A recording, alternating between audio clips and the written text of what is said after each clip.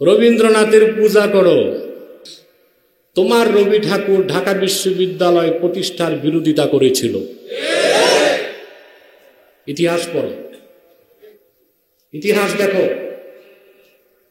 নবাব সলিমুল্লাহ যখন ঢাকা বিশ্ববিদ্যালয় প্রতিষ্ঠার আন্দোলন করলেন, রবীন্দ্রনাথ ঠাকুর, এরা তো ঠাকুর না, রবীন্দ্রনাথের দাদা ছিল জেলে, মাছ ধরত। এদের আদি নিবাস যশোর এবং খুলনাতে। মাছ বেচে পয়সা হয়েছে, কলকাতা যে ঠাকুর লেখা শুরু করছে। ইতিহাস জানে না তো এদেশের লোক, এরা ঠাকুর না, এদেরকে বলা হয় জেলে। এই রবীন্দ্রনাথ ঠাকুর, তার ভাই অবীন্দ্রনাথ ঠাকুর, ঈশ্বরচন্দ্র গুপ্ত, বঙ্কিমচন্দ্র, এরা সবাই আন্দোলন করেছে চাষা ভূষা বাঙালির জন্য, বাংলাদেশিদের জন্য বিশ্ববিদ্যালয় দরকার নাই, বরং এরা কলকাতায় এসে পড়তে পারে। আপনারা জানেন ঢাকা বিশ্ববিদ্যালয় প্রতিষ্ঠার পরই 52 সালে ভাষা আন্দোলন হয়েছে। ভাষা আন্দোলন হয়েছে বলেই দেশ স্বাধীনতার পথে অগ্রসর হয়েছে। তাহলে অবশ্যই রবীন্দ্রনাথ ঠাকুর, তার চেতনা ছিল বাঙালির স্বাধীনতার বিরুদ্ধে, ভাষা আন্দোলনের বিরুদ্ধে। নজরুলকে আমরা পৃষ্ঠপোষকতা করি, নজরুলকে বাদ দিয়া রবীন্দ্রনাথের পূজা করো। পশ্চিম বাংলার দাদাদের খুশি করতে সাবধান হয়ে যাও।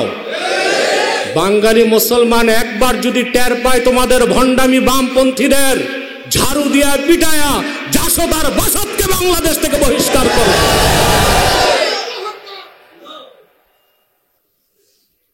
কথায় কথায় স্বাধীনতা। বাংলাদেশের স্বাধীনতার অতন্দ্র প্রহরী হচ্ছে এদেশের ইসলামপন্থীগণ। সেকুলারিস্টরা মাথা বেচতে পারে, ন্যাশনালিস্টরা মাথা বেচতে পারে, ইসলামিস্ট মাথা বেচতে।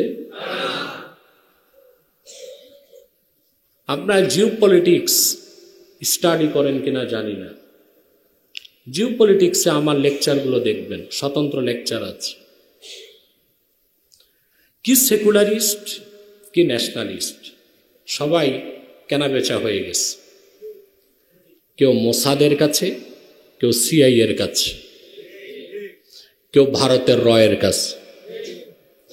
ইসলামপন্থীরা বিক্রি হতে পারে না, তারা গরদান দিতে পারে, জান দিতে পারে, ইমান থেকে সরতে পারে না।